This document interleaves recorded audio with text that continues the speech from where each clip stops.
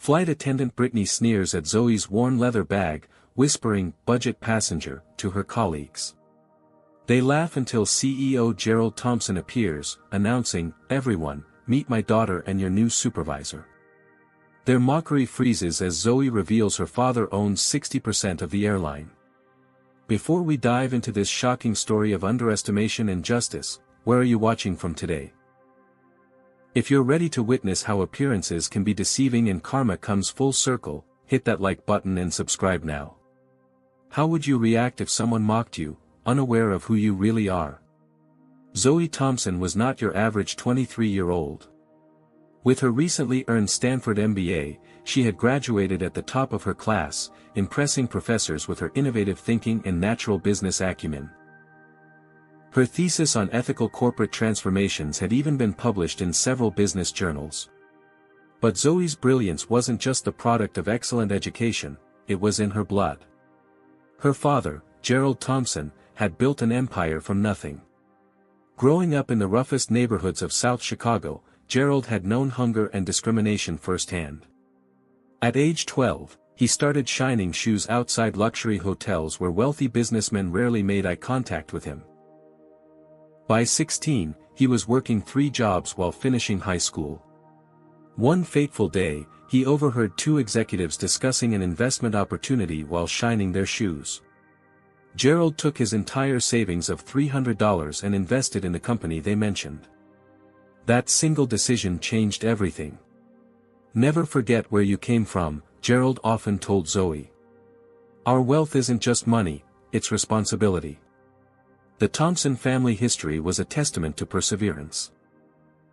From Gerald's first small investment, he built a portfolio that grew steadily over 30 years. He had an uncanny ability to identify struggling companies with potential, invest heavily, implement transformative leadership, and turn them around. His investment firm, Thompson Holdings, had become legendary on Wall Street, though Gerald himself avoided the spotlight. His latest acquisition had been particularly strategic. After hearing consistent complaints about discrimination and poor service at Skyline Airlines from several black colleagues and friends, Gerald quietly began purchasing stock. Over 6 months, Thompson Holdings acquired 60% of Skyline Airlines, making them the majority shareholders. The business media had reported the purchase, but few knew it was Gerald behind the acquisition.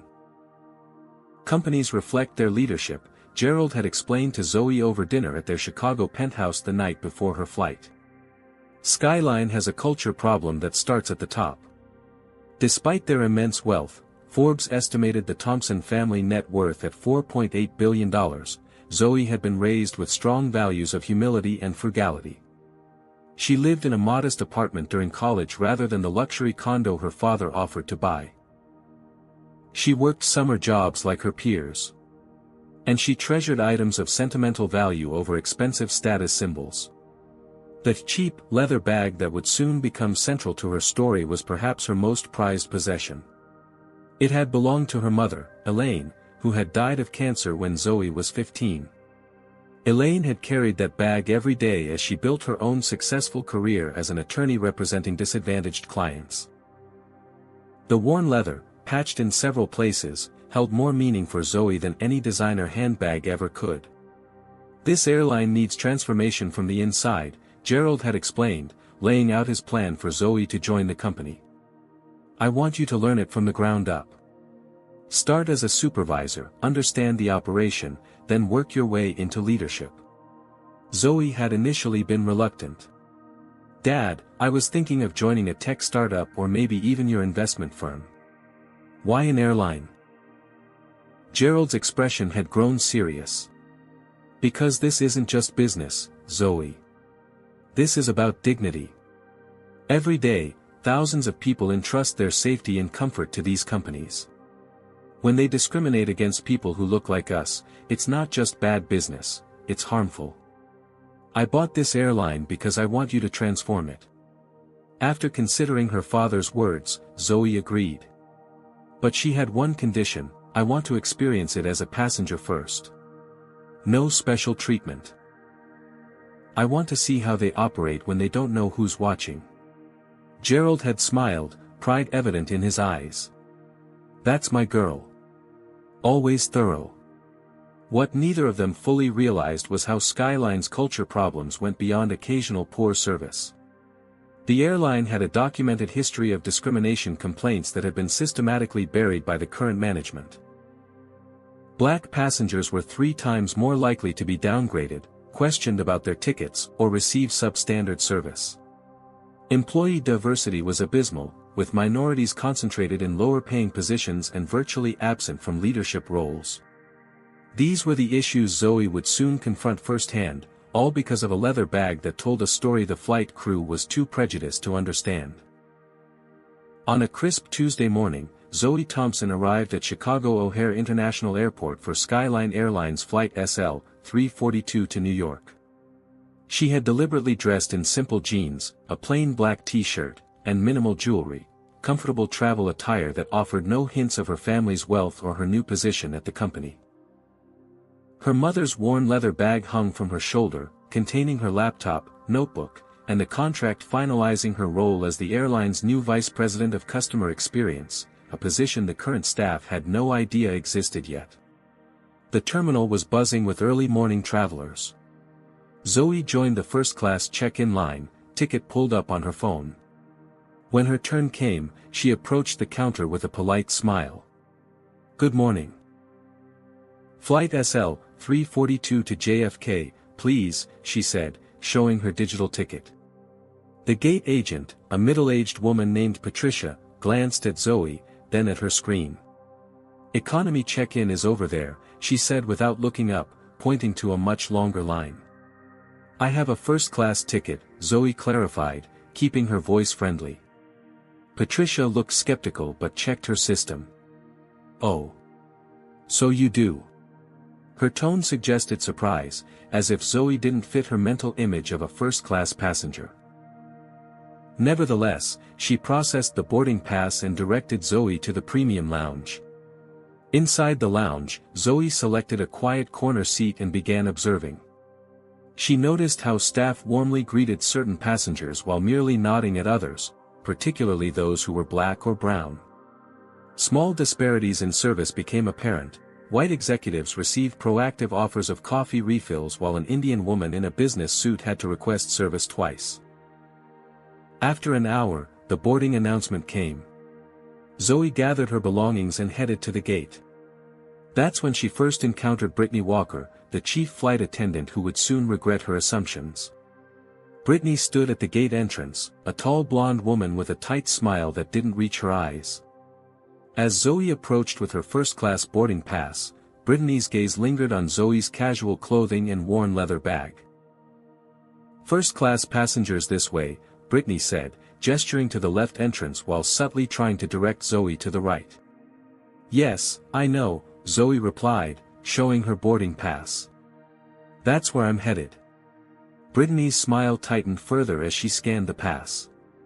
"Of course," she said, her tone suggesting the opposite. "Enjoy your upgrade." Once on board, Zoe settled into seat 2A. She noticed Brittany whispering to 2 other flight attendants.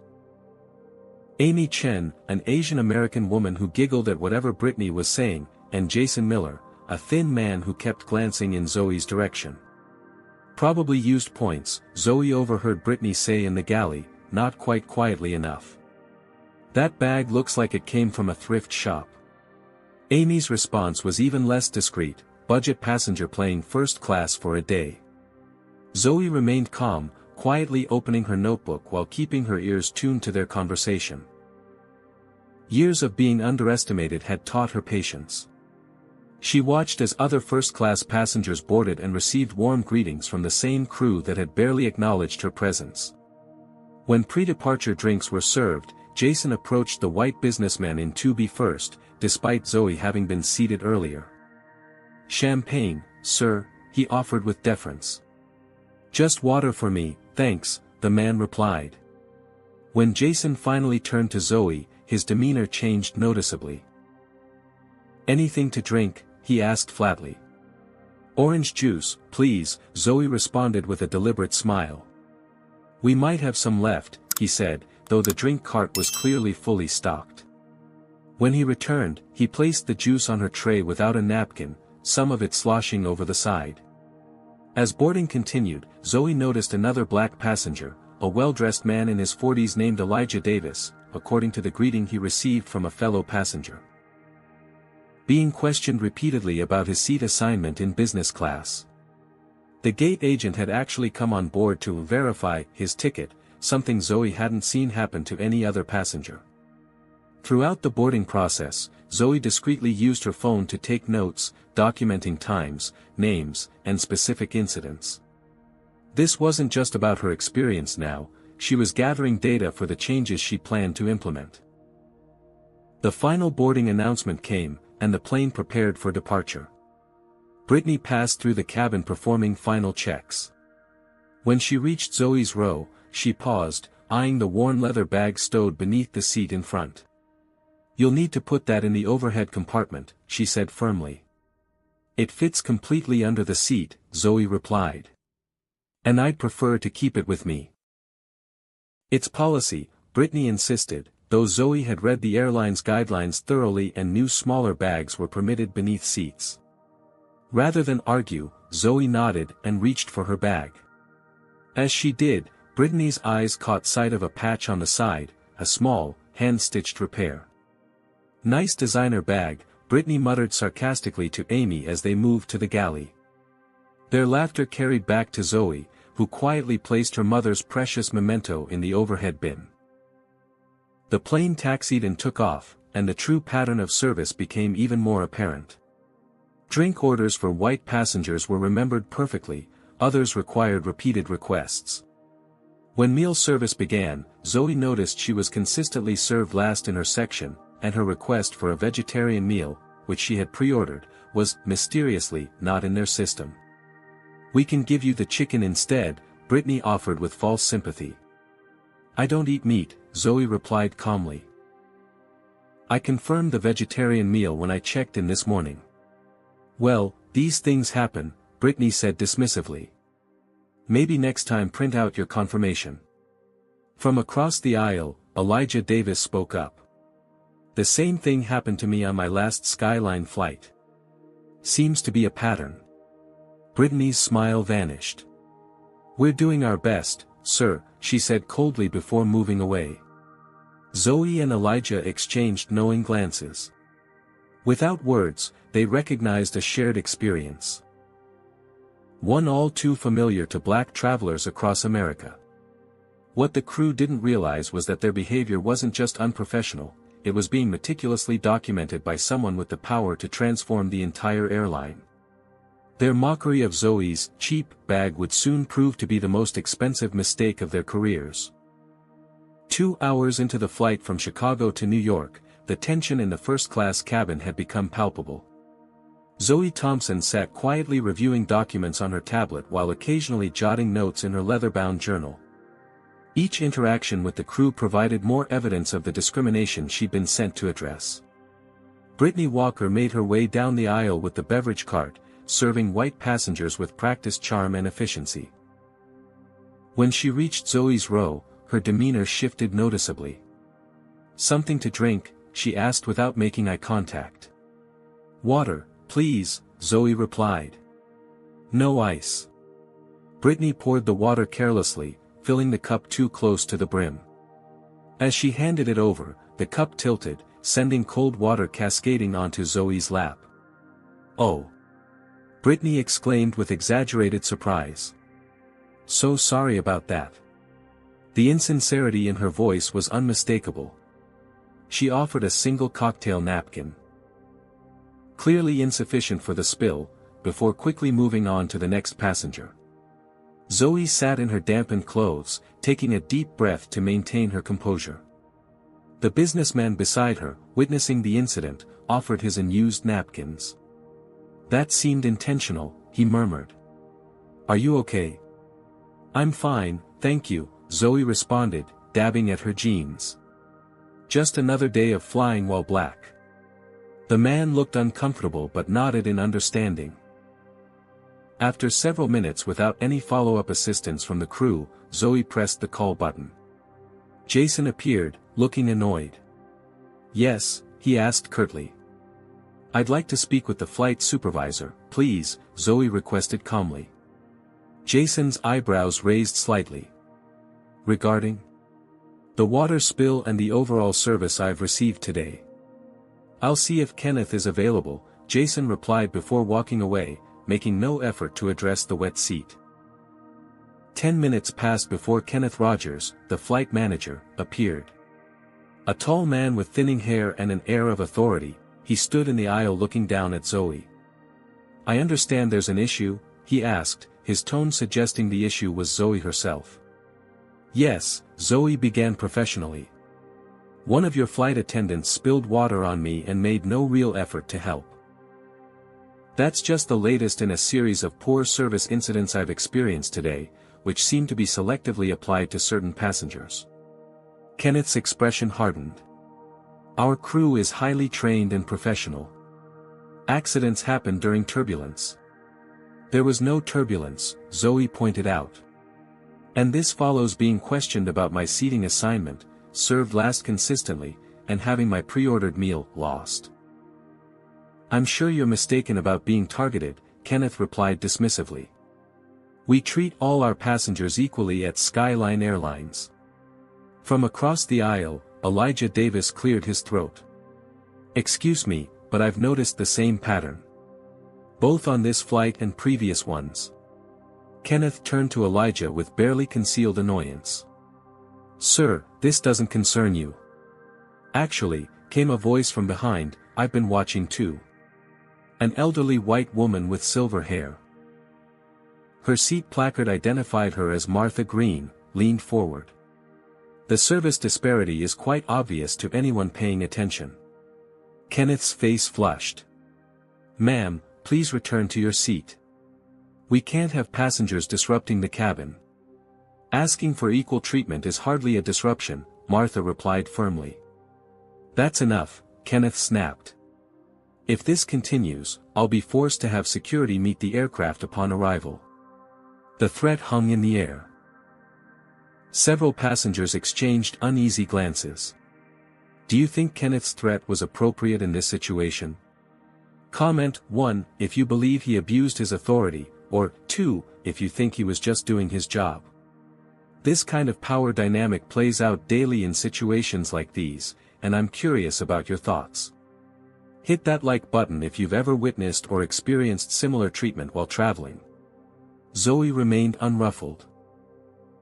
"I'd like your employee number, please," she requested calmly. Kenneth's jaw tightened.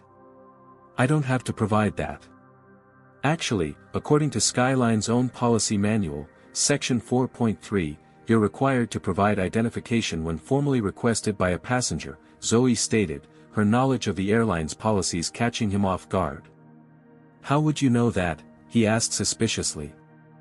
"I make it my business to know my rights," Zoe replied simply. Flustered, Kenneth reluctantly gave his employee number, which Zoe carefully recorded in her notebook. "Is there anything else?" he asked sarcastically. "Yes. I'd like clean napkins for my seat, please."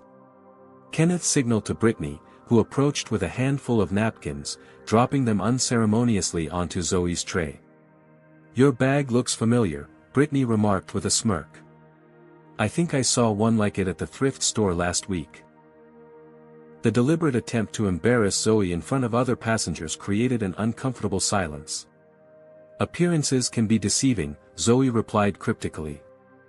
"This bag has been places you can't imagine." Something in Zoe's confident tone made Brittany pause. For the first time, uncertainty flickered across her face. She retreated to the galley where Amy and Jason waited, their mocking whispers just audible from the first row. What they didn't know, what they couldn't possibly suspect, was that their casual cruelty was being witnessed by the daughter of the man who now owned the majority of their company. The revelation that would follow their landing at JFK would transform not just their day, but the entire culture of Skyline Airlines. What would you do if you were in Zoe's position? Would you reveal your identity mid-flight, or wait for the perfect moment like she did? The power dynamics are about to shift dramatically, but how this confrontation unfolds might surprise you. As Flight SL-342 began its descent into JFK International Airport, the tension between Zoe and the crew had settled into a cold war of minimal interaction. Brittany, Jason, and Amy continued their whispered mockery whenever they passed through the first-class cabin, though now with occasional glances of unease toward Zoe, who remained calm and observant. The aircraft touched down on the runway with a gentle thud, taxiing toward the terminal where, unbeknownst to the crew, Gerald Thompson waited in the VIP reception area along with several top executives from Skyline Airlines. These executives had been summoned without explanation, told only that the majority shareholder wished to introduce a new member of the leadership team. As passengers prepared to disembark, Kenneth Rogers made a final announcement. "Ladies and gentlemen, welcome to John F. Kennedy International Airport. Local time is 1:45 p.m. with clear skies and a temperature of 72 degrees. Please remain seated until the aircraft comes to a complete stop and the fasten seatbelt sign has been turned off." His voice took on a different tone as he continued, "Would passengers Thompson and Green please remain seated until all other passengers have deplaned. Airport security will be assisting you." The implication was clear. Kenneth was making good on his threat to have Zoe and Martha detained for their disruptive behavior. Several passengers exchanged uncomfortable glances, while Elijah Davis shook his head in disgust. Once the seatbelt sign switched off, passengers began collecting their belongings. Zoe remained seated as instructed, watching as Brittany retrieved her mother's bag from the overhead compartment and placed it roughly on the empty seat beside her. "Hope the delay doesn't make you miss your bus," Brittany said with a thin smile. Zoe simply nodded. "I'm exactly where I need to be." As the last regular passengers deplaned, 2 airport security officers boarded, directed by Kenneth toward Zoe and Martha. "These passengers were disruptive during the flight," Kenneth explained officially. "We'd like to file a report." Before the security officers could respond, a commotion at the aircraft door drew everyone's attention. Gerald Thompson entered the cabin, followed by a group of men and women in expensive suits, the executive team of Skyline Airlines. Gerald, imposing in his tailored navy suit and with the confidence that came from decades of business success, surveyed the scene quickly. His gaze settled on Zoe. "Everything all right, sweetheart?" he asked. "Just experiencing Skyline's customer service firsthand, Dad," Zoe replied calmly. The color drained from Kenneth's face as realization dawned. "Dad?" he repeated weakly. Gerald turned to the security officers. "Gentlemen, there's been a misunderstanding. I'm Gerald Thompson, majority shareholder of Skyline Airlines. This is my daughter, Zoe Thompson, who as of this morning is the new Vice President of Customer Experience." The security officers immediately backed away, looking confused. Brittany's jaw dropped. "Vice President," she whispered, her voice barely audible. "That's right," Gerald confirmed, addressing the stunned crew. "My daughter will be overseeing all aspects of customer service, including flight crew performance and anti-discrimination initiatives." Amy gripped the back of a seat for support. Jason stared at the floor, unable to meet anyone's eyes. But your bag," Brittany stammered, pointing to the worn leather item beside Zoe. "It's so. This was my mother's," Zoe explained, standing and shouldering the bag with dignity.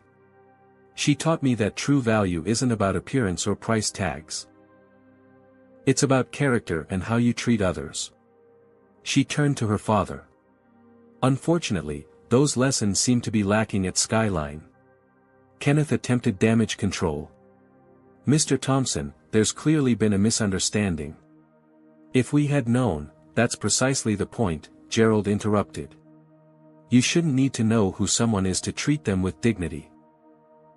The fact that you treated my daughter differently because you assumed she wasn't important speaks volumes about the culture of this airline."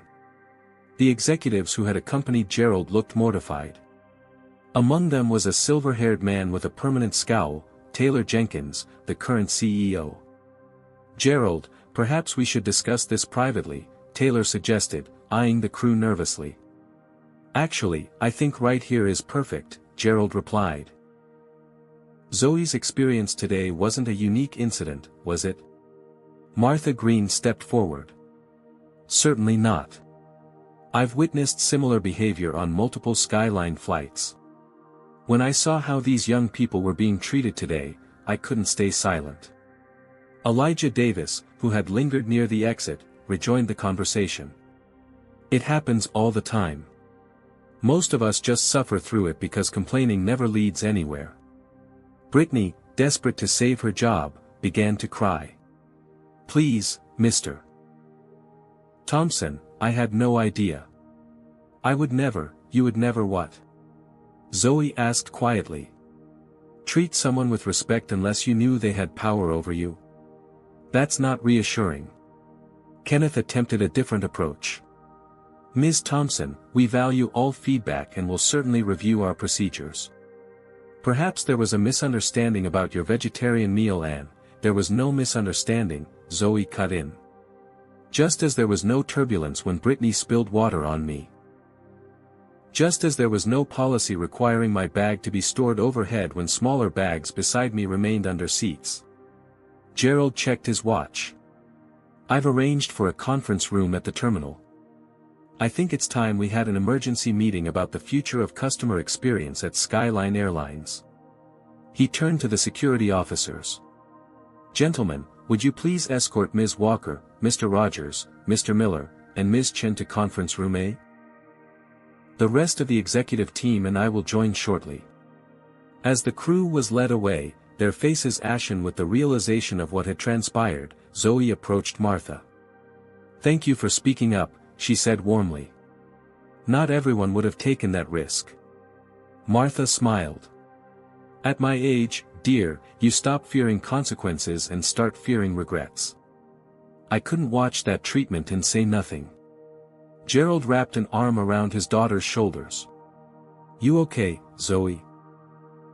I knew there were issues, but I didn't expect it to be this blatant. I'm fine, Dad, Zoe assured him. But I understand now why this matters so much to you. This isn't just about business, it's about changing a culture that allows people to be devalued based on assumptions. As they walked toward the terminal, the crew members ahead of them with slumped shoulders, Brittany glanced back at the leather bag Zoe carried, the bag she had mockingly called cheap just hours before.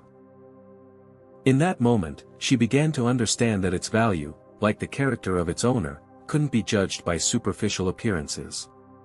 What she didn't yet realize was that this revelation was just the beginning. The transformation of Skyline Airlines was about to begin, and the price of her prejudice would be far higher than she could imagine. The executive conference room at JFK Terminal 4 was designed for comfort, with plush leather chairs surrounding a gleaming mahogany table, but comfort was in short supply for the 4 crew members seated along one side. Brittany, Kenneth, Amy, and Jason sat rigid with anxiety, occasionally exchanging glances but mostly staring at their hands. Across from them, the door opened as Gerald Thompson entered, followed by Zoe, the Skyline executive team, and surprisingly, both Martha Green and Elijah Davis. Taylor Jenkins, the airline's current CEO, took a seat at the head of the table opposite Gerald, his displeasure evident in the tight set of his jaw. Let's get straight to the point, Gerald began once everyone was seated. What happened on today's flight is unacceptable, but it's not isolated. It's symptomatic of systemic issues throughout Skyline Airlines. Taylor leaned forward defensively. Gerald, with all due respect, judging our entire operation based on one crew's behavior seems premature. One crew? Gerald raised an eyebrow. He pressed a button on a remote, and a screen descended from the ceiling. Let me show you something. The display illuminated with a spreadsheet showing hundreds of customer complaints, color-coded by category and demographic information. Over the past 18 months, Skyline has received 427 formal complaints about discriminatory treatment, Gerald explained. 78% were filed by passengers of color. 92% were closed with no action taken. The executive shifted uncomfortably as Gerald continued. My investment firm didn't buy 60% of Skyline because we thought it was well run, he stated bluntly. We bought it because we saw a company with potential that was being destroyed by poor leadership and a toxic culture.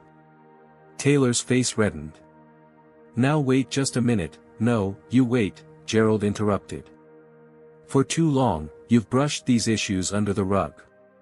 That ends today. He gestured to Zoe. My daughter will present her findings from today's flight, and then we'll discuss immediate changes.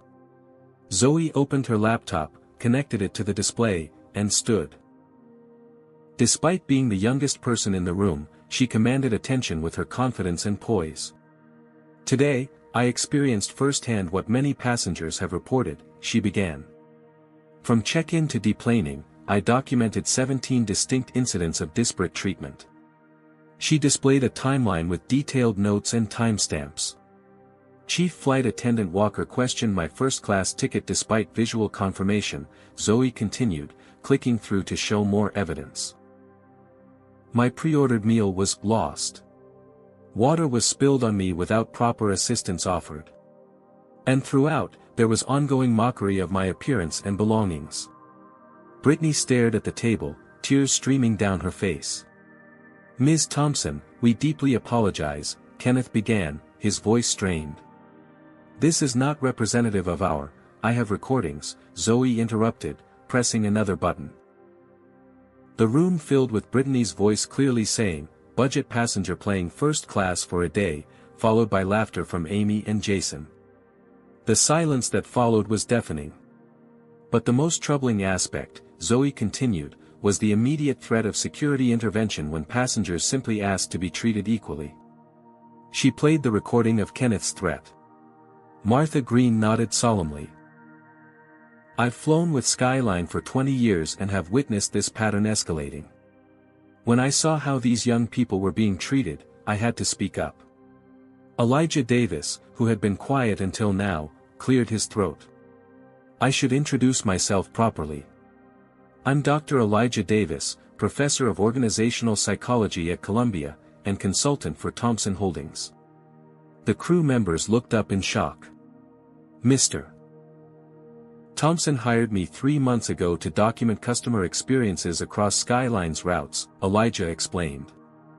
I've taken 37 flights, and the pattern is consistent. Passengers of color receive demonstrably inferior service. Taylor Jenkins finally exploded.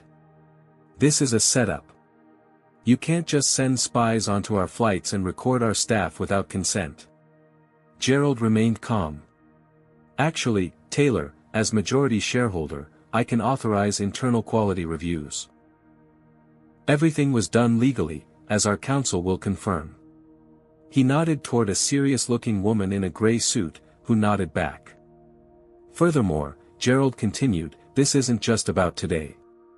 It's about the culture you've fostered, where discrimination complaints are routinely ignored. He turned to address the board members present. I move for the immediate suspension of these crew members pending full investigation, and the creation of a new executive position. Vice President of Customer Experience, to be filled by Zoe Thompson. The board members, seeing the evidence and likely reading the writing on the wall about their own futures under the new majority owner, quickly voiced their agreement. All in favor? Gerald asked. Aye, came the unanimous response. No. Brittany cried out, finally breaking her silence. Please, you can't do this. I have a mortgage, bills to pay. It was just a joke about a bag. It wasn't just about a bag, Zoe replied gently but firmly. It was about how you decided who deserves respect based on your assumptions about their worth. I'm not racist, Brittany insisted desperately. Some of my best friends are black. The room fell uncomfortably silent at the cliché. Your suspension is with pay, Zoe clarified. This isn't about punishment, it's about assessment and change. During this time, you'll have the opportunity to participate in our new cultural competency program. This is ridiculous, Taylor muttered. We're running an airline, not a social justice workshop. Gerald turned to him sharply. Taylor, your leadership has cost this company millions in potential revenue and countless passengers who now avoid Skyline. The customer experience is the airline business. He addressed the broader room again. Effective immediately, Zoe Thompson will lead a comprehensive review of all customer service policies and practices. Her recommendations will be implemented without delay. The meeting concluded with the crew members being escorted to HR to process their suspension paperwork. As they filed out, Brittany glanced back at Zoe, her expression a mix of resentment and fear. Once they were gone, Taylor approached Gerald. "You can't just come in and overturn everything. I've run this airline for 15 years. And in that time, customer satisfaction has plummeted while discrimination complaints have soared," Gerald replied. "Your contract gives the board the right to review your position annually. That review is coming up next month." The threat was clear: Taylor's days as CEO were numbered unless he embraced the coming changes. As the executives dispersed, Gerald, Zoe, Elijah, and Martha remained in the conference room. "That went better than expected," Gerald remarked. "This is just the beginning," Zoe cautioned. "Changing policies is one thing. Changing hearts and minds is another." Martha patted her hand. "But it's a start, dear. Sometimes all it takes is one person willing to challenge the status quo." Elijah nodded thoughtfully. "The real test will be how the organization responds to these changes. Resistance is inevitable." How right he was. Within hours, news of the confrontation and subsequent suspensions would spread throughout Skyline Airlines. And while some employees would welcome the promise of a more equitable workplace, others, led by a humiliated but determined Brittany Walker, would not surrender their privileges without a fight. The battle for Skyline's soul had only just begun.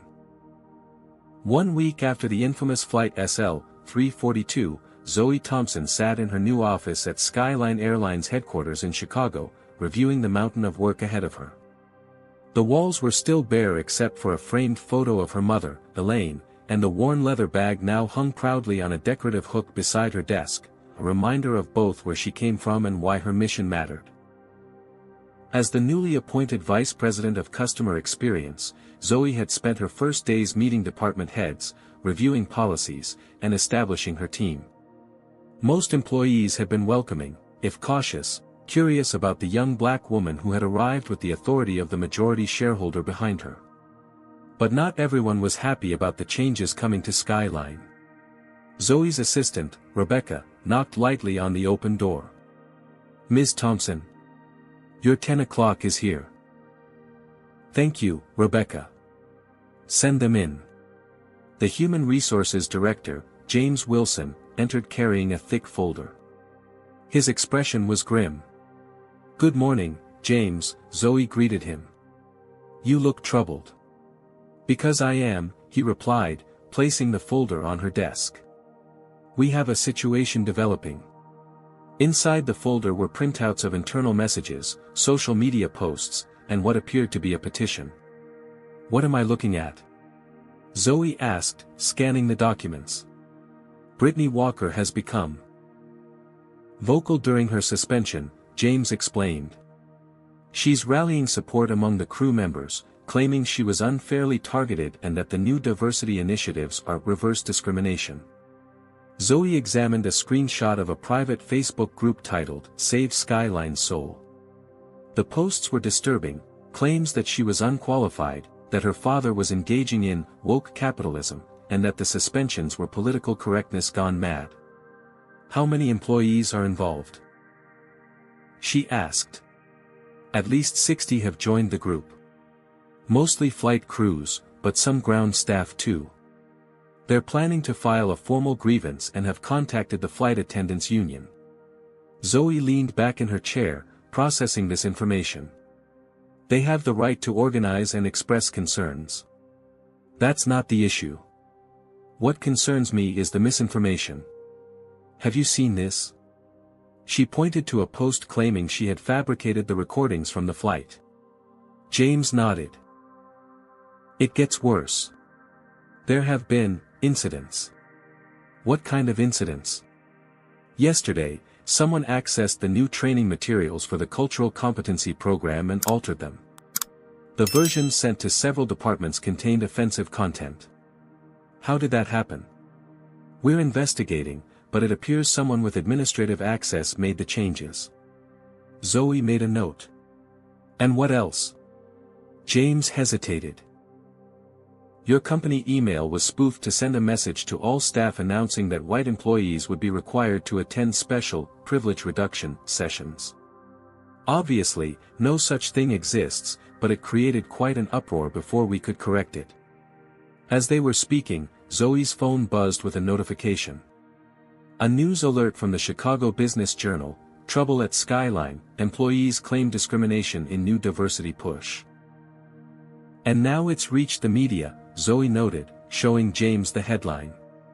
Ms. Thompson, your father called this morning. He suggested you might want to consider stepping back, at least temporarily. Let things cool down. Zoe's expression hardened. That's not happening. This resistance only confirms how necessary these changes are. After James left, Zoe pulled up the company's organizational chart and employee demographics. The data told a clear story. Out of 37 executives, only 3 were people of color. Among pilots, the ratio was even worse. Yet in customer service and maintenance roles, minorities were overrepresented. The pattern was unmistakable. It wasn't just about how passengers were treated, it was about who had power within the company itself. Her office phone rang. It was Taylor Jenkins, the CEO whose days were numbered. Zoe, we need to talk about this media situation, he began without preamble. These stories are damaging our brand. I agree, Taylor. Discrimination does damage a brand. That's not what I mean. These allegations from Walker and her group are a distraction from the real issues, Zoe finished for him. Issues that existed long before I arrived. Listen, Taylor's voice lowered conspiratorially, I understand what your father is trying to do. Noble intentions. But airlines are complex businesses with thin margins. We can't afford to alienate our core customer base or create internal discord.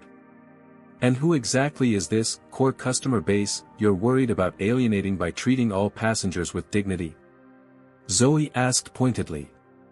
Taylor ignored the question. I'm trying to help you navigate this situation. Perhaps a more gradual approach to these changes would cause less disruption. What do you think is really behind Taylor's suggestion for a more gradual approach? Comment 1. If you believe he genuinely cares about business stability, or 2. If you think he's trying to maintain the status quo that benefits certain groups. This conversation reveals so much about how resistance to equality often disguises itself as practical concern, doesn't it? If you've ever experienced this kind of subtle obstruction to progress, hit that like button. Discrimination isn't something people should have to endure while we address it gradually, Zoe replied firmly. But I appreciate your concern. After ending the call, Zoe scheduled meetings with each department for the following week. If there was resistance, she needed to understand its depth and sources. That afternoon, she received an unexpected visitor. Martha Green, the elderly woman who had spoken up on the flight, appeared at her office door. Mrs. Green. What a surprise, Zoe greeted her warmly. Please, call me Martha, she insisted, settling into a chair. I heard about the trouble you're facing. My grandson works in your IT department, Benjamin Green. Yes, I met him yesterday. Brilliant young man. Martha smiled proudly. He mentioned some of the resistance you're encountering. I thought you might like to know you're not alone. Several passengers from that flight have been sharing their experiences online, supporting your efforts. She handed Zoe a printout of social media posts with the hashtag #SkylineEquality. Passengers were recounting similar experiences of discrimination and praising the Thompson family's intervention. This means a lot, Zoe said sincerely. Change never comes easily, dear. When I integrated my law firm in 1976, I received death threats. But we persisted. You were a lawyer? Martha nodded. Civil rights attorney. Retired now, but I recognize the look of someone fighting the good fight. And I still have contacts in the media who might help balance the narrative.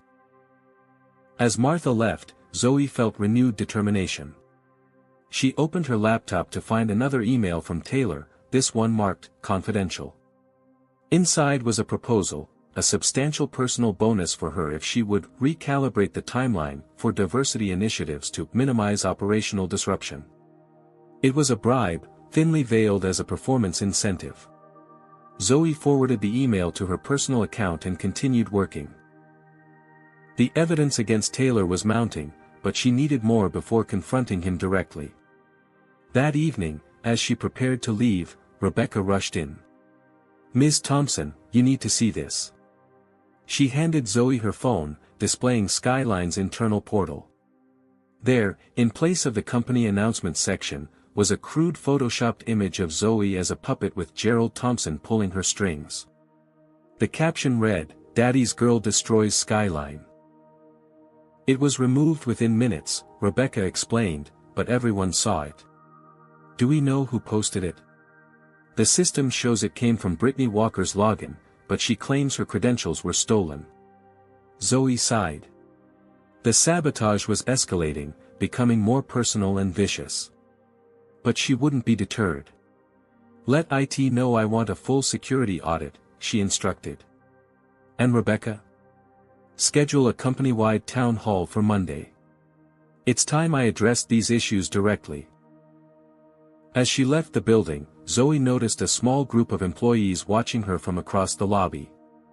Their expressions ranged from curiosity to outright hostility. Among them, she recognized Amy Chen, one of the suspended flight attendants, whispering to colleagues.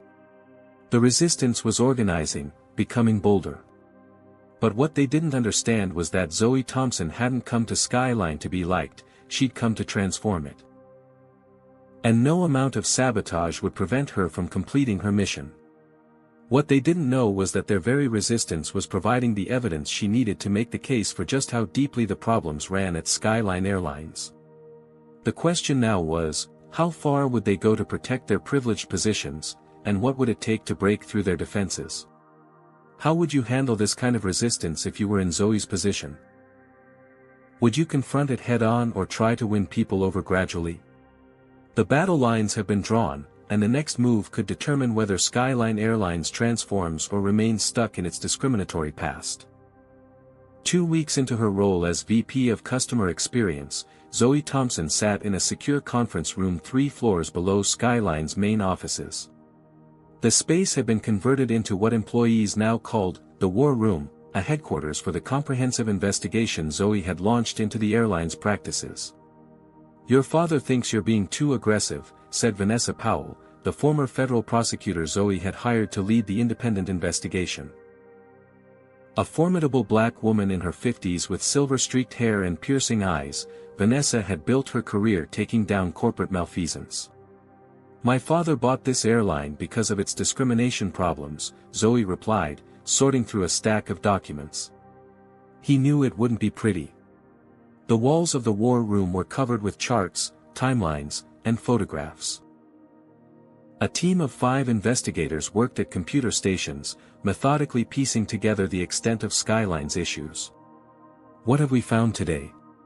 Zoe asked. Vanessa gestured to a young analyst named Carlos. Show her. Carlos pulled up a database on the main screen. We've been reviewing past passenger complaints that were marked resolved in the system. Look at this pattern.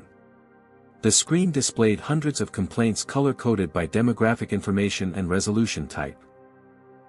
Complaints from white passengers were 5 times more likely to receive compensation or meaningful resolution, Carlos explained. Complaints from passengers of color were predominantly closed with form letters or no response at all. Who authorized these resolutions? Zoe asked. That's where it gets interesting, Vanessa interjected. The system shows they were reviewed by a rotating group of customer service managers, but our interviews reveal many of them never saw these complaints. They were being filtered before reaching management review. By whom? Software, Carlos answered. A custom algorithm implemented 3 years ago that supposedly prioritized complaints based on customer value metrics. Let me guess, Zoe said, those metrics just happen to disadvantage certain groups. Precisely, Vanessa confirmed. The algorithm weighted factors like frequency of travel, average ticket price, and membership tier. All factors that correlate with socioeconomic and racial disparities due to historical inequities. Zoe made notes in her leather-bound journal. Who authorized this algorithm? It was implemented under Taylor Jenkins' direct supervision, Carlos said. We found the project authorization with his signature. Vanessa handed Zoe a folder. And there's more. We've interviewed 27 former employees who left within the last 2 years. The stories are consistent. Qualified minority candidates passed over for promotion, hostile work environments, retaliation against those who raised concerns. Zoe flipped through the testimonials, each more disturbing than the last. One former flight attendant described being told to monitor black passengers in first class more closely. A customer service representative recalled being instructed to offer compensation to certain customers based on how they spoke, their addresses, or their names. Have we located Brittany's personnel file? Zoe asked. Carlos nodded. It's interesting. 7 formal complaints from passengers about discriminatory treatment, all dismissed without investigation. But she has some of the highest satisfaction scores in the company. How is that possible with so many complaints?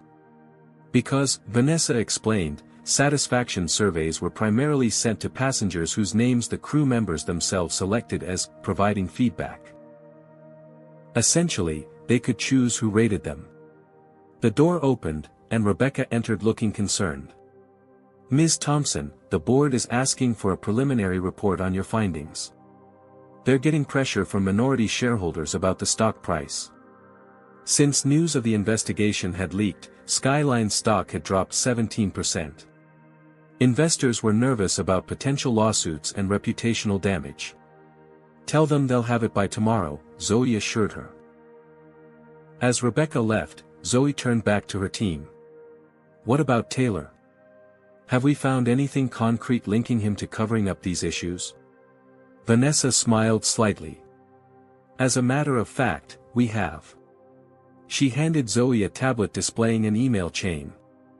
These were recovered from the archive server that IT forgot to mention existed. Zoe read through the emails, her expression darkening. They showed Taylor explicitly instructing his team to minimize visibility of discrimination complaints and to avoid creating paper trails when addressing racial issues. This is exactly what we needed, Zoe said. Now her phone rang, Gerald Thompson calling. Dad? What's up? Zoe, we need to talk. The board is getting nervous. Johnson and Patel are suggesting we might want to settle these issues quietly and move on. Settle? We've barely scratched the surface of what's been happening here. I know, sweetheart.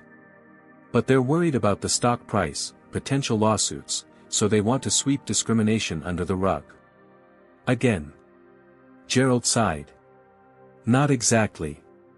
They're suggesting we create a settlement fund for affected passengers, implement new policies, and put this behind us without a public spectacle. And without real accountability, Zoe added. Dad, if we do that, nothing really changes. We need to address the root causes, not just the symptoms. I agree with you. But I need you to prepare a compelling case for the board. They need to understand why this matters beyond the balance sheet. After ending the call, Zoe sat in thought for a moment. Then she turned to Vanessa. We need to accelerate the timeline. How quickly can we interview the remaining employees on our list? If we bring in more investigators, maybe a week. Do it. And I want to speak with Taylor's assistant personally. Something tells me she's seen more than she's saying. Later that afternoon, Zoe received a text message from an unknown number, "Need to talk. Not safe on company lines. Meet tonight. B. Brittany Walker." Against her better judgment, Zoe agreed to meet at a quiet cafe 5 miles from Skyline headquarters. She arrived early, chose a table with a clear view of the entrance, and waited. Brittany arrived wearing sunglasses and a baseball cap, glancing nervously around before sliding into the seat across from Zoe. "Thank you for meeting me," she said, her voice lacking the confidence it had carried on the flight. "What's this about, Brittany?" "They're going to make me the scapegoat," she said. "Taylor, Kenneth, all of them. They're saying I acted alone, that my behavior doesn't reflect company policy. Doesn't it?" Brittany removed her sunglasses, revealing tired eyes. "You don't understand. When I started at Skyline 7 years ago, I was different. I treated everyone the same. Then I noticed which flight attendants got promoted, which ones got the best routes. The ones who discriminated," Zoe surmised. Brittany nodded reluctantly. "Kenneth told me during my first performance review that I needed to be more discerning about passenger needs. He said certain passengers reflected better on the Skyline brand and should receive appropriately prioritized service." "He explicitly told you to discriminate?" "Not in those words. It was always coded language. Maintaining the premium experience. Focusing resources on high-value customers. But the meaning was clear, especially when he would point out specific passengers as examples." "Why are you telling me this now?" Brittany looked down. "Because yesterday, Taylor called me into his office. Off the record. He offered to ensure I kept my job if I signed a statement taking full responsibility. He said the others would back me up in saying I acted alone. And if you don't sign?" He implied they have documentation showing I was the ringleader in multiple incidents. "That I coerced Amy and Jason into following my lead." Zoe studied Brittany carefully. "Do you have proof of what Taylor asked you to do?" Brittany nodded slowly. "I recorded our conversation. I'm not proud of who I've become, Ms. Thompson. But I'm not going down alone for following a playbook that management created." As Brittany slid a small USB drive across the table, Zoe realized the investigation had just blown wide open. The question now was how to use this information, and whether Brittany's apparent change of heart was genuine or simply self-preservation. The next morning, Zoe arrived at her office to find Taylor waiting, his expression smug. "Good news," he announced without preamble. "Brittany Walker has agreed to take full responsibility for the incident involving you. She admits she acted inappropriately and against company policy. We can issue a public statement, announce her termination, and put this whole messy business behind us." "Is that so?" Zoe replied, setting down her mother's bag. "And I suppose Amy, Jason, and Kenneth will corroborate that she acted alone?" "They've already provided statements to that effect," Taylor confirmed, apparently missing the suspicion in Zoe's tone. "Interesting. And what about the algorithm that filtered minority complaints? Was that Brittany's doing too?" Taylor's confidence faltered slightly. "What algorithm?" "The one you personally authorized 3 years ago," Zoe said, opening her laptop to display the documentation. "The one that, coincidentally, buried hundreds of discrimination complaints." Taylor's face hardened. "You're digging into areas that don't concern your department." "Actually, customer complaints fall exactly under my purview as VP of Customer Experience." Taylor leaned forward, dropping all pretense of collegiality. "Listen carefully. There are 7 board members. Your father controls 3 votes. I have relationships with the others going back 15 years. This witch hunt will end, one way or another. Is that a threat? It's reality. I'm offering you a clean resolution. Brittany takes the fall, we implement some diversity training, and everyone saves face. Push this further, and I guarantee you won't like the outcome." As Taylor left, Zoe sent a text to Vanessa, accelerate everything. We move tomorrow. What Taylor didn't know was that Zoe had already secured a private meeting with the full board for the following morning. And she was bringing receipts. The battle for Skyline's soul was reaching its climax. But the most surprising turn of events was yet to come. The following evening, as storm clouds gathered over Chicago, Brittany Walker sat alone in her apartment, staring at her phone. The screen displayed a text message from Zoe Thompson, 8 p.m. Lakeside Park. The gazebo. Bring Martha. Brittany's hands trembled slightly as she replied with a simple, okay.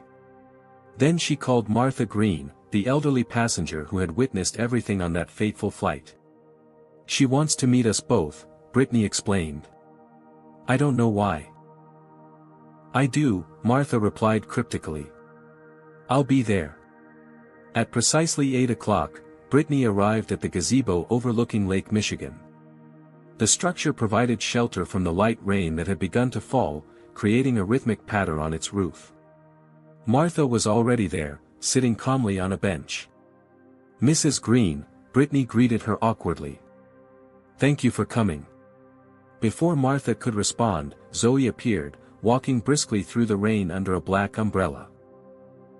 She wore a casual outfit, jeans and a sweater, with her mother's leather bag slung across her body. Thank you both for meeting me, Zoe said, closing her umbrella and shaking off the raindrops. I wanted to talk away from the office, away from recording devices and corporate politics. Is this about my suspension? Brittany asked nervously. Or the USB drive I gave you? It's about more than that, Zoe replied, sitting beside Martha. It's about why people become who they are, and whether they can change. Martha nodded knowingly.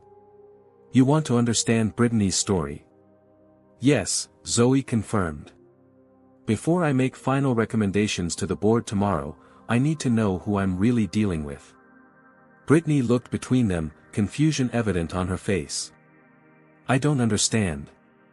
Brittany, Zoe said directly, I've reviewed your entire employment history. 7 years ago, you received glowing reviews for your inclusive approach to customer service. Your earliest passenger surveys mentioned your equal treatment of all passengers as a strength. Then something changed. Brittany's eyes welled with tears. I told you already. I learned what it took to get ahead at Skyline. There's more to it, Zoe pressed. Something personal happened around that time. I want to know what.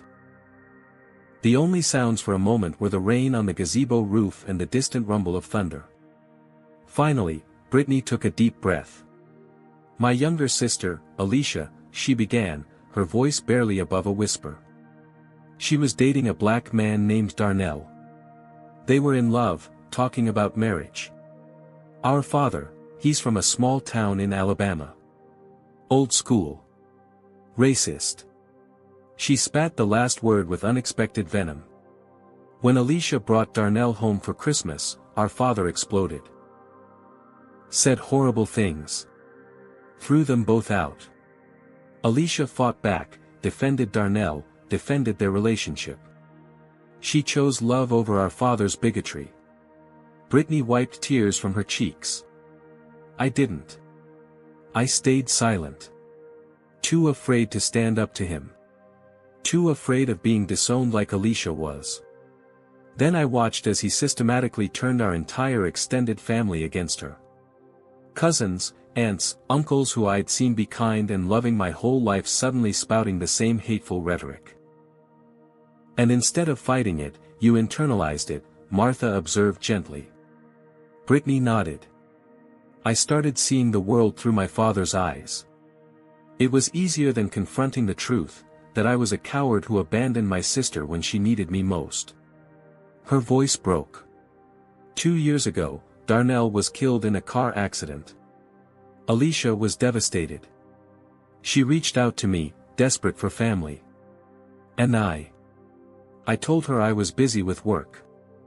That I'd call her back. Did you? Zoe asked. No. I kept making excuses.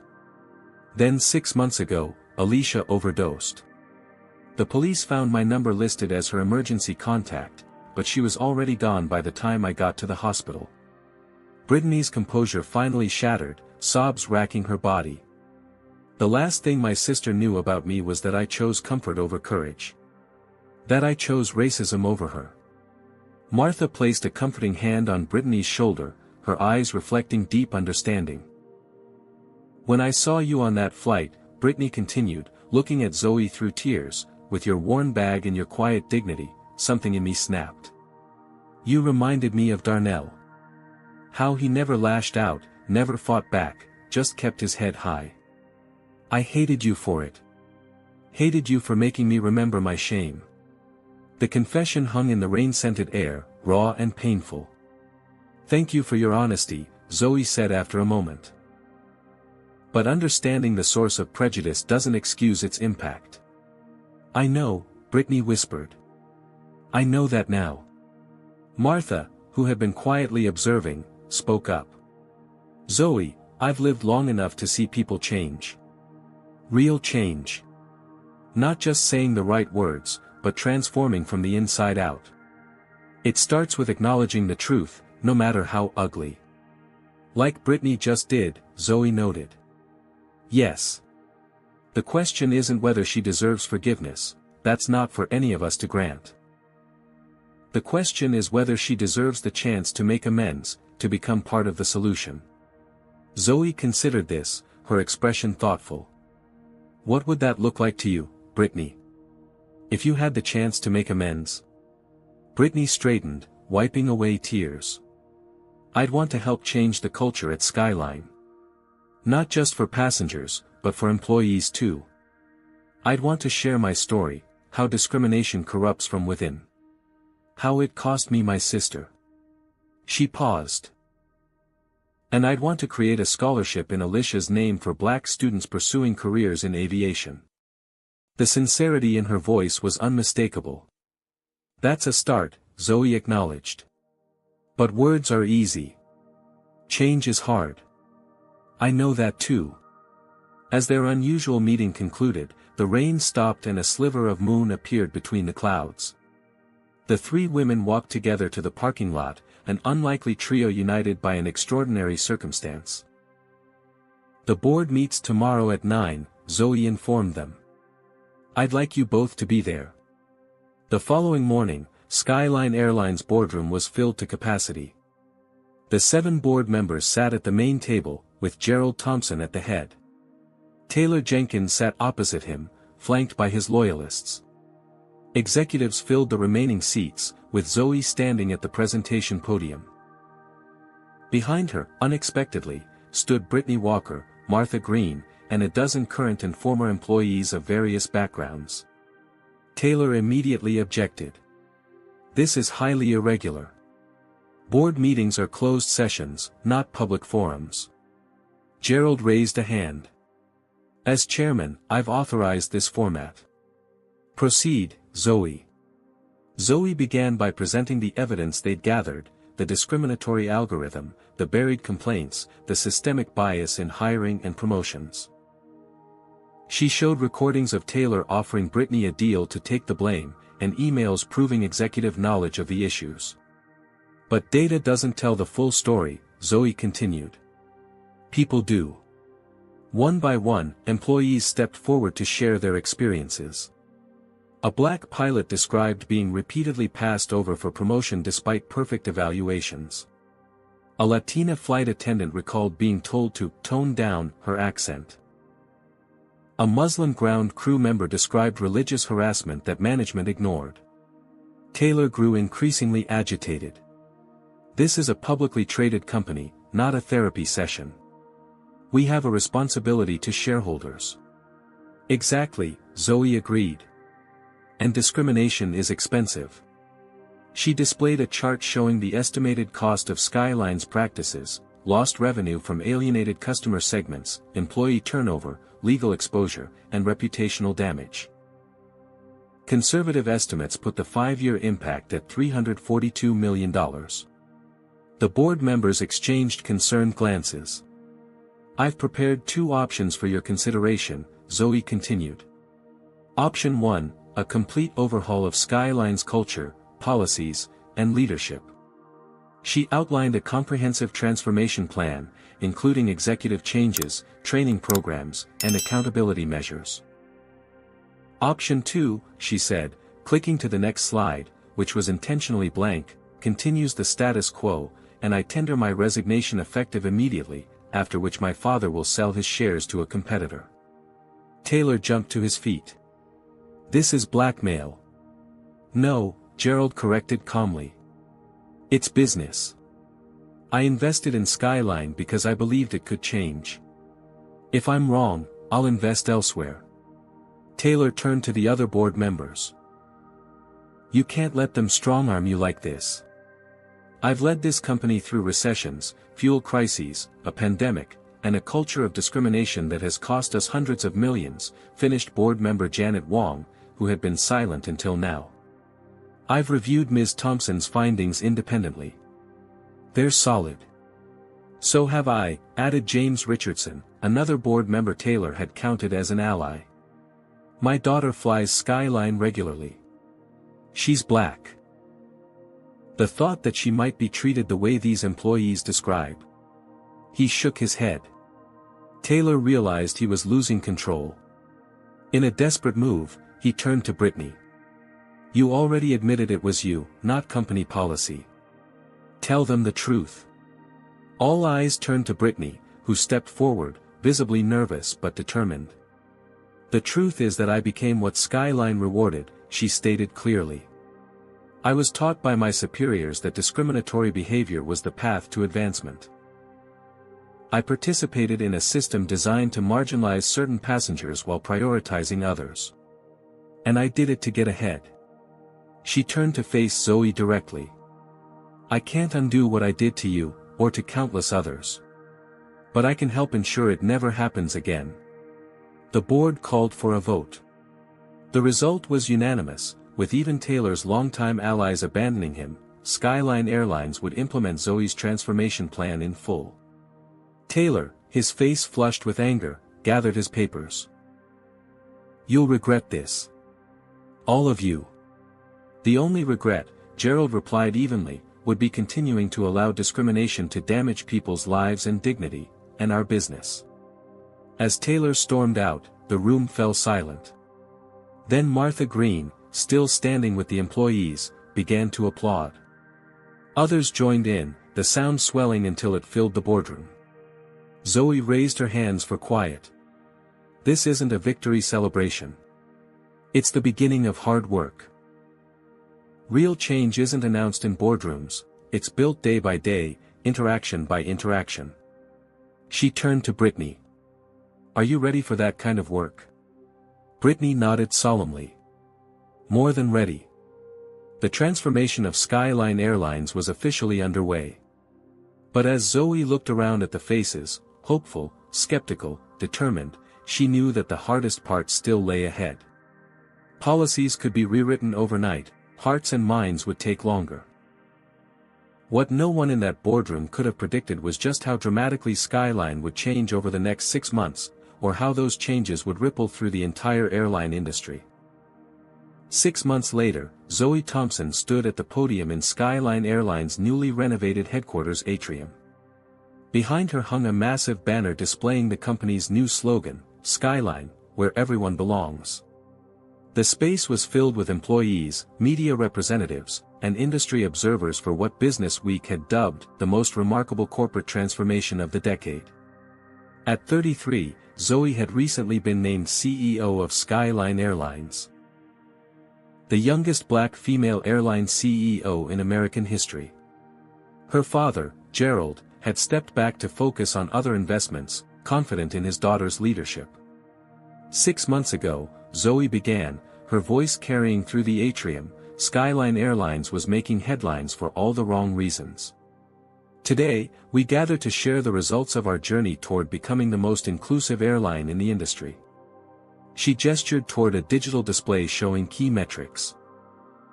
Customer complaints down 68%, employee satisfaction up 43%, stock price recovered and now trading 12% above pre-crisis levels. These numbers tell part of our story, Zoe continued, but not the heart of it. The heart lies in the individual experiences of our passengers and employees. Zoe stepped aside, inviting a series of speakers to the podium. First came Benjamin Green, Martha's grandson, now Skyline's Chief Technology Officer. "We've completely rebuilt our customer feedback systems," Benjamin explained. "Our new AI identifies potential bias in real time, but more importantly, every single complaint is now reviewed by diverse teams of actual humans." This drew appreciative laughter from the audience. Next came Dr. Elijah Davis, now heading Skyline's newly established passenger advocacy department. "Our team includes people from all backgrounds who evaluate every aspect of the passenger experience through an equity lens," he explained. "From marketing materials to in-flight announcements, from food options to entertainment selections, we ensure that Skyline respects and represents all our passengers." Throughout the presentations, Zoe noticed Brittany Walker standing quietly at the back of the atrium. Their eyes met briefly, an unspoken acknowledgement passing between them. After completing 3 months of intensive sensitivity training and community service with organizations serving communities of color, Brittany had returned to Skyline, not as a flight attendant, but in a role she had proposed herself, Director of Cultural Transformation. In this position, Brittany drew on her own journey from prejudice to awareness, developing training programs that didn't just teach employees what not to say, but helped them understand the human impact of discrimination. Her personal testimony about her sister Alicia became a powerful component of these sessions. "And now," Zoe announced, "I'd like to introduce the head of our cultural transformation team, Brittany Walker." A murmur of surprise rippled through the audience as Brittany made her way to the podium. Those familiar with Skyline's story knew her as the flight attendant who had mocked Zoe's bag. Her presence at this celebration seemed improbable at best. Brittany took a deep breath before speaking. "Many of you know me as the villain in Skyline's story," she began candidly. "The flight attendant who judged a passenger by her bag and the color of her skin. I can't erase that part of my story, but it doesn't have to be the end of it." She described the Alicia Thompson Memorial Scholarship, funded personally by Brittany and supported by Skyline, which had already provided full tuition for 5 Black students pursuing aviation careers. "Transformation isn't just about policies," Brittany concluded. "It's about people willing to confront their own biases, acknowledge harm they've caused, and commit to being better. I'm grateful to Zoe Thompson and Skyline Airlines for giving me the chance to be part of the solution rather than remaining part of the problem." The audience applauded politely, some more enthusiastically than others. Redemption stories were compelling, but trust had to be earned over time. As the formal presentation concluded and attendees mingled over refreshments, Martha Green approached Zoe, leaning lightly on a cane. "You've done remarkable work, dear," she said, her eyes twinkling. "Your mother would be proud." Zoe touched the worn leather bag that still accompanied her everywhere. "I hope so." "I know so," Martha assured her. "The Passenger Advisory Board sends its compliments, by the way." Martha now chaired this diverse group of frequent flyers who provided regular feedback on Skyline services. "Any new recommendations I should know about?" "Just one," Martha smiled. "We think it's time Skyline expands these practices beyond its own operations. Share what you've learned with the industry." Zoe nodded thoughtfully. "We've been considering an industry consortium on inclusive practices. Maybe it's time to move forward with that." Their conversation was interrupted by a young flight attendant who approached hesitantly. "Excuse me, Miss Thompson. There's a situation with a passenger at gate 17. I think you might want to handle it personally." Zoe excused herself and made her way to the gate, where she found a scene that felt eerily familiar, a black woman in casual clothing being questioned about her first-class ticket by a gate agent who clearly didn't believe she belonged there. The difference was that this gate agent didn't work for Skyline, she worked for a partner airline that operated some routes under the Skyline codeshare agreement. Zoe stepped forward, introducing herself to both the agent and the passenger. "Is there a problem here?" The gate agent straightened upon recognizing the CEO. "No problem, Ms. Thompson. Just a routine verification." "Is it routine to verify every first-class passenger's ticket?" Zoe asked pleasantly. "Or only certain ones?" The agent flushed. "Well, because at Skyline, we believe every passenger deserves equal treatment and the benefit of the doubt." Zoe turned to the passenger. "I apologize for this experience. I'd be happy to personally escort you to your seat." As they walked down the jetway together, the passenger, a neurosurgeon traveling to a conference, shared that such experiences were commonplace in her travels. "Not on Skyline, not anymore," Zoe assured her. "And soon, not on our partner airlines either." Back at headquarters, Zoe found Brittany waiting near her office. "I saw what happened at Gate 17, Brittany said. "Word travels fast." "We still have work to do," Zoe acknowledged. "I know. But look how far we've come."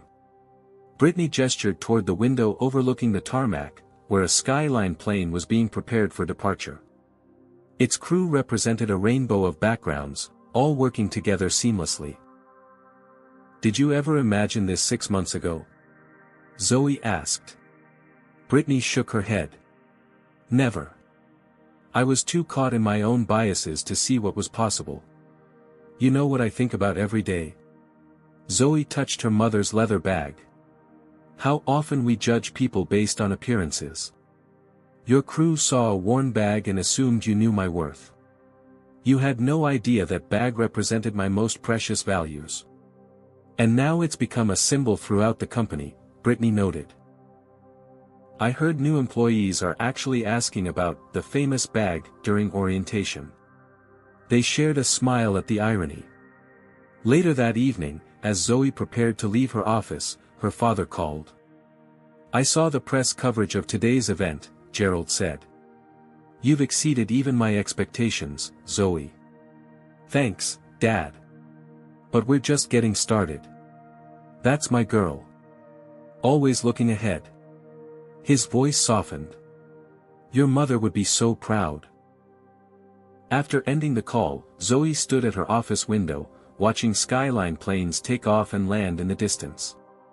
Each one carried hundreds of passengers who would now experience travel with dignity, regardless of their appearance, accent, or the bag they carried. The journey had been difficult, with resistance at every turn. There were still skeptics, still those who resisted change. But the transformation was undeniable. Not just in policies and metrics, but in the human experience of flying Skyline Airlines.